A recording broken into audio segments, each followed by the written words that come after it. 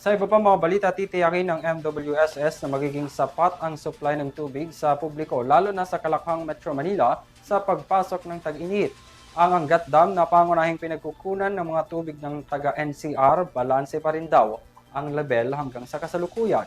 Alamin ang kabuuan ng balita sa pagbabalik ni Catherine Landicho. Tiniyak ng Metropolitan Water Works and Sewerage System o MWSS sa sapatan supply ng tubig sa kabila ng nalalapit na tag-init.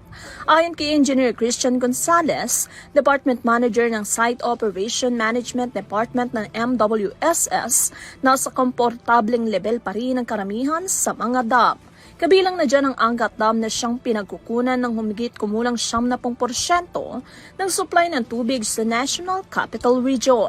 Sinabi rin ng opisyal na may sapat na water facility sa mga concessionaire ng Manila Water Services at Manila Water upang matugunan ang pangangailangan ng kanilang mga consumer, lalo na sa mga inaasahang pagtaas ng demand sa panahon ng tag-init.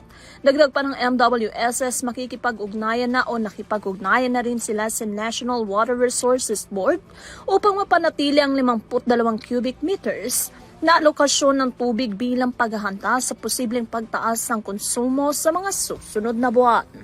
Para sa RTV News, Catherine Landicho, sumasaludo sa bawat Pilipino.